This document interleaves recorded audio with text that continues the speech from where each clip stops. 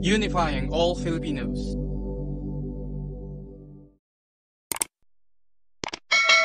Pag-uusapan natin sa video na ito on how to get a student permit from LTO, requirements at procedures.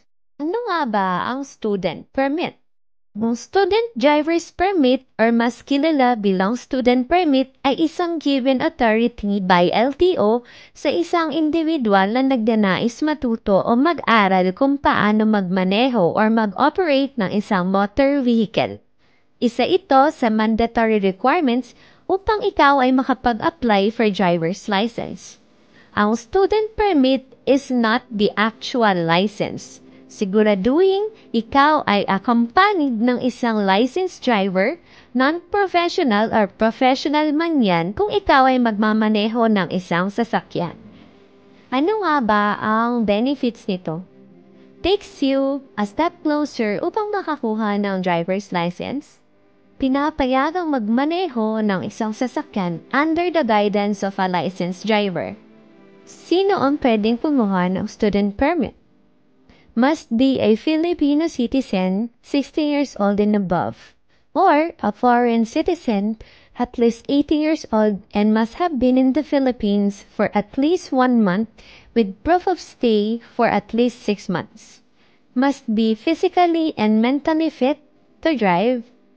Must be able to read and write in Filipino or English, must not have unsettled traffic violation, and most importantly, must have completed the theoretical driving course or TDC. Ano nga ba ang mga requirements upang makakuha ng student permit? Fill up ang APL form or application for permits and licenses. Maaari kayong humingi sa mismo LTO branch na inyong pupuntahan or i-print ang form sa ating comment section.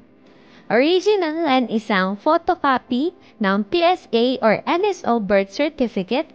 Para sa mga kasal, original and 1 photocopy ng marriage certificate. For foreign nationals, original and 1 photocopy ng passport na may entry date of at least 1 month and visa duration for at least 6 months. Presentation of original and submission of 1 photocopy of medical certificate electronically transmitted from any LTO-accredited medical clinic. Original and photocopy of any issued ID with photo and signature ng applicant. For minors, parent or guardian consent with signature authorizing the minor applicant to obtain a student permit. Original and photocopy of issued ID ng parent or guardian. Taxpayer's identification number or TIN kung ikaw ay employed. And lastly, original certificate of completion ng 15 hours theoretical driving course na i-issue ng LTO Accredited Driving School, LTO Drivers Education Center, or ng LTO Accredited TESDA Training Center. Procedures. For online application, bisitahin ng LTO LTMS web portal. Kung ikaw ay may existing account, log in to your account using LTO client ID or email address and password. For new users, click Register here to create an account. Read the terms of agreement at i-check ang box that says, Yes, I accept. Ilagay ang security code and click Next. Choose the type of registrant based on your profile. Select Enroll as individual kung ikaw ay gagawa for personal use. Select Enroll as an organization kung ikaw ay gagawa under ng organization. Select Yes or No kung ikaw ay meron o walang Philippine driver's or conductor's license. Kung ikaw ay may lisensya, provide the following information tulad ng driver's license number, expiry date, at OR or official receipt. Kung ikaw ay walang official receipt, provide your mother's maiden name. Confirm your nationality, then click Next. Para sa mga first-time Filipino applicants, provide the following information tulad ng name, birth date, mother's maiden name, and for alien residents, provide the following details tulad ng Alien Certificate of Registration or ACR number, expiry date, at nationality. Enter your contact information tulad ng email address at mobile number, isubmit. For non-license holder, click No. Check your inbox sa inyong registered email address para sa verification link at kumpletuhin ang required information tulad ng emergency contact, medical information, general information, at address. Kapag ikaw ay tapos na, the portal will provide a 15-digit number that will serve as your username at LTO client ID for future transaction. Using your username and password provided via email, change your password at ikaw ay mapupunta sa dashboard. Sa inyong dashboard, select ang licensing to proceed.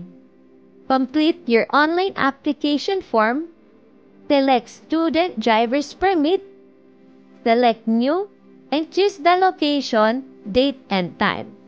You will be redirected to a page for payment. Bayaran ang inyong student permit at puntahan ang location sa mismong date at oras kung kailan nyo i-claim ang inyong student permit.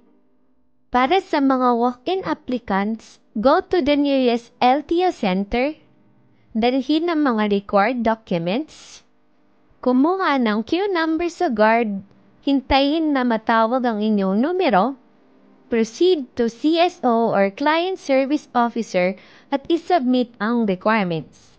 Wait for your number to be called at magbayad ng fees for student permit sa cashier.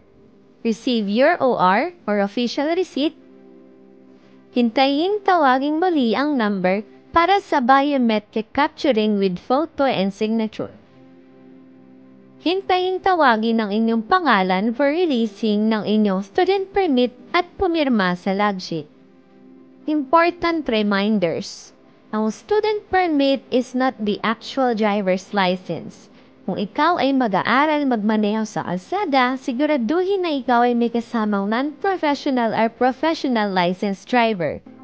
Ang student permit ay valid for 1 year mula sa date ng ito ay na-issue at maaari na kayo mag-apply ng non-professional driver's license after 30 days. Ang price ng TDC at medical may vary depending on your location. Please consult to the nearest LTO location for the exact price. Hindi kami nagbibigay ng direct assistance. Ginawa namin ng video na ito upang magbigay ng information lamang.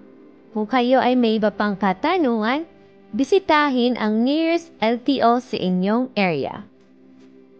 Did you find this video helpful? Let me know your thoughts on the comment section. Don't forget to subscribe sa ating YouTube channel at i-click ang notification bell for more updates on our latest video. Thank you for watching!